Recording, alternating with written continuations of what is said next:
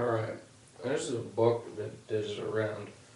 It's called My Life Changed Forever, The Years I've Lost as a Target of Organized Stalking. Now here's the thing, this is what I know. This is, people are reading this, people are buying it a lot, so this is familiar to people. From where I'm looking, this is what people like me call kind of a trauma metaphor. That is to say, whatever it is, this is describing an experience, and I'm familiar with the identical experience. Now, is this literally true? Look, at this point, I believe that's possible.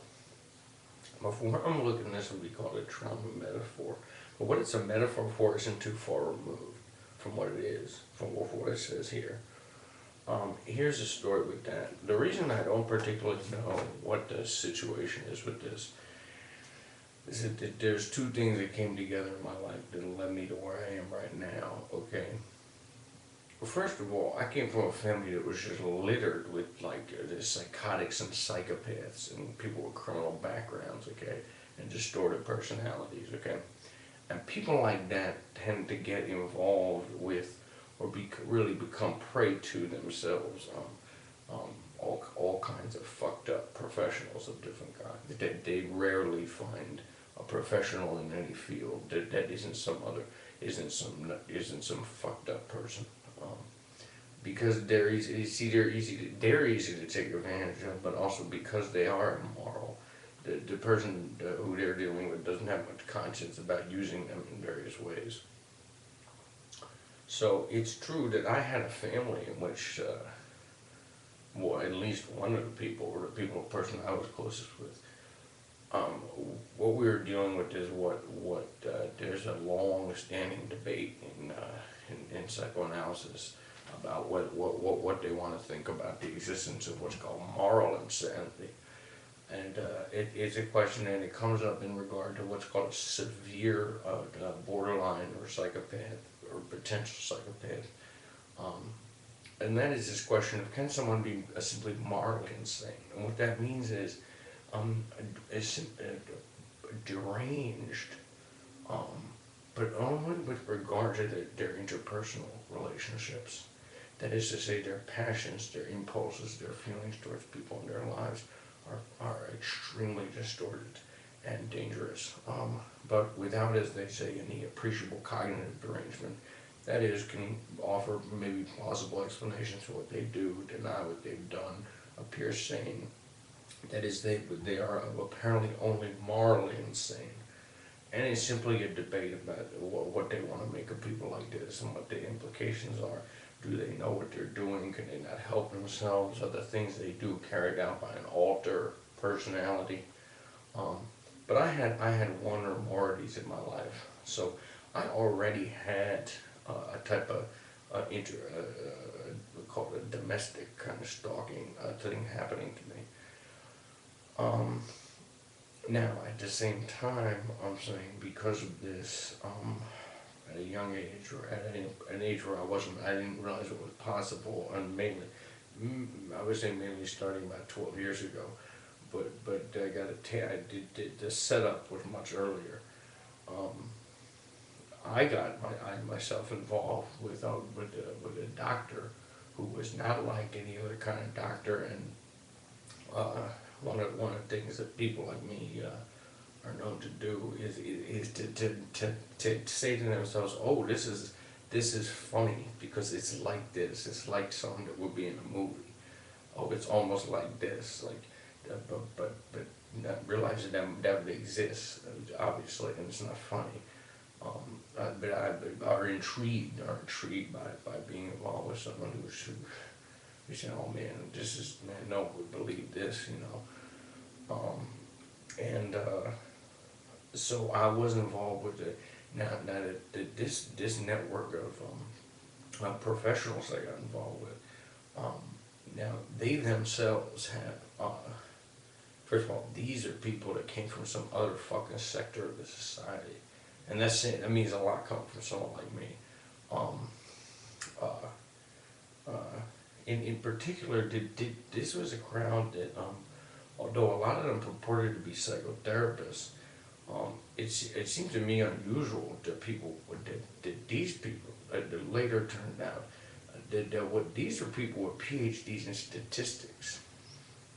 That is to say, their main field was statistics, and had set up in the past.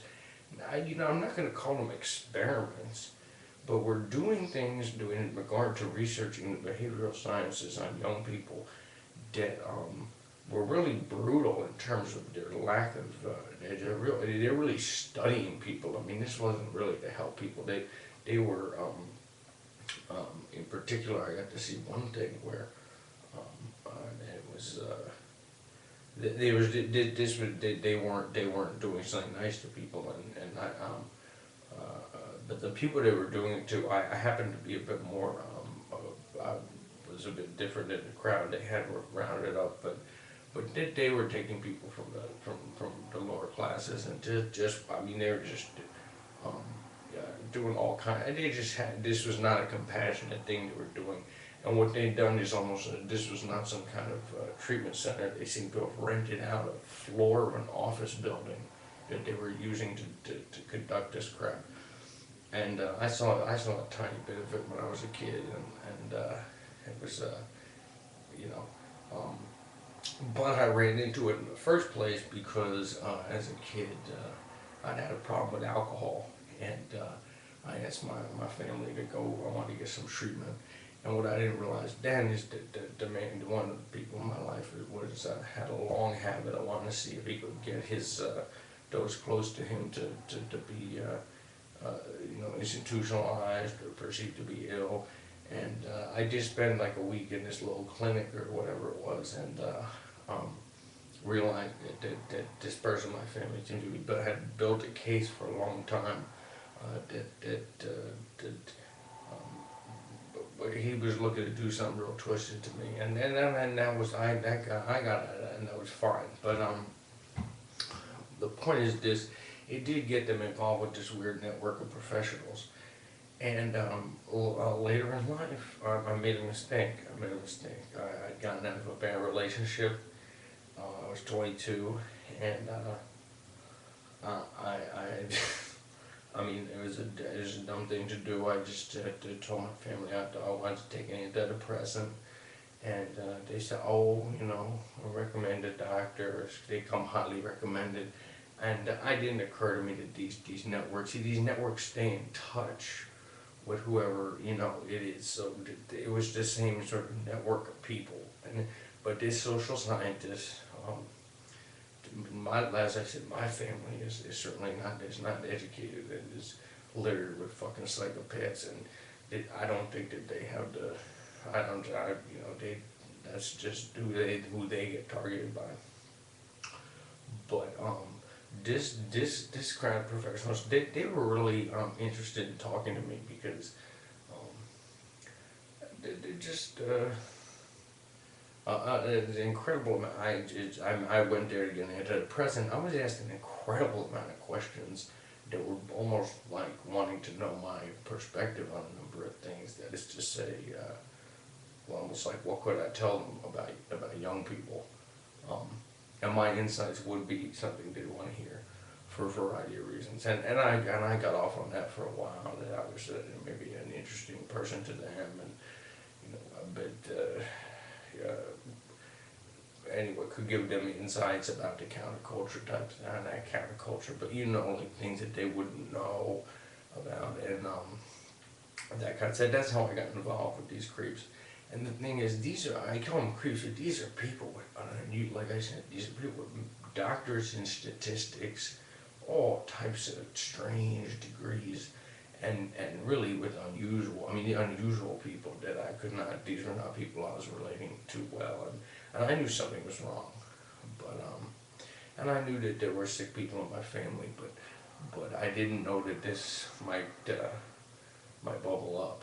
Now, when I think of it, what my understanding of the least worst scenario is simply that there was a sick individual in my family, and the interest that he had was to use this situation to see if he could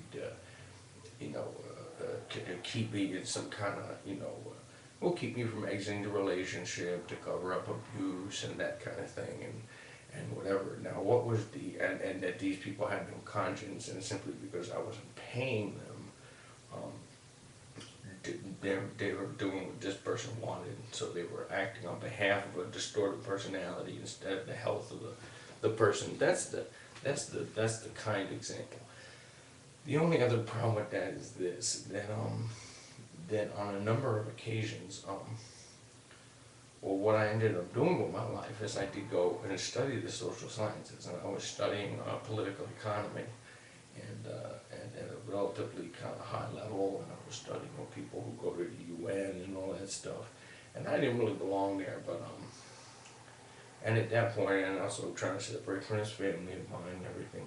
Now, the things that this character had been doing over the years were really, you know, once I got some proper trauma therapy and stuff, they basically said that all of that was either illegal or very twisted, and that is not got anything to do with psychotherapy, and that person should be in prison and this and that. But also, anyway, so I had this coming from two ends, and the thing is, at the end of the day, the main thing that seemed to be happening is they did not want to let me out of this situation. The people in my family did not want to let me out of the family situation, and were perfectly happy to have you know, some kind of drugged up vegetable, you know, as a nephew or whatever. I mean, they really didn't care about my life if they could keep me around. And then this crowd of doctors wanted to keep me in the network. They wanted to keep me in the psychotherapy. They made every attempt they could to, first of all, cover up the fact that I was recovering from abuse as a young person, and the lengths they went to were really amazing to cover that up, including to make me think it didn't happen, which is wild. They did some very strange things with pills. They knew they had someone that was prone to addiction, and they played some weird games with that, where they did part of it, what seemed to rope me into where I had to come see them more and more and more and more, and I never trusted them. But then they also, I had asked to see a trauma type. You know, can you refer me to a specialized trauma therapist? They sent me to someone that did not turn out to be a trauma therapist, was in their weird network and was doing some other weird shit. I had all types of strange type of psychological crap done to me. But the kind of attacks I came under, here's the thing, my understanding is that this was not because I was studying political thought and all that stuff, or because I thought was because there was a distorted personality in my family, and that the main goal was to keep me from exiting that family and to keep me from exiting the psychotherapy relationship. I don't think it went beyond that. I don't think so. You know what I'm saying? Then again, I'm saying, I mean, you really wouldn't want a person who comes from where I come from and is educated the way I am out and about. I mean, that would be a threat in a political way, but somehow I'm just not ready to believe that's the whole gist of it. I think I just got used by these people. But the techniques they used and the things that started happening were so startling, and showed such a degree of sophistication in what they were willing to do to a person, that I can't really believe it, and I can't believe that they go that far. But I had my apartment entered, and everything's removed. I was beaten up. Although I don't know, that happened at a very key time, although I'm not ready to claim that was related to this. They were using all kinds of what I later learned is called negative neuro-linguistic programming. And I eventually developed seizures from that, and I've been doing a type of therapy to work that out. They were using all kinds of strange tactics. Now, like I said, I think this was mainly a domestic situation. I don't know that this was because I had gotten a graduate education in political theory and that kind of thing. I don't think so. then again, they also did seem very interested in making me paranoid about that, because I did start speaking at the school about saying some things that were maybe what I shouldn't have said or something like that. And I was told by that the FBI had called my family, and I don't believe that. I don't believe that. But I'm saying they seemed to be very interested in making me paranoid. They also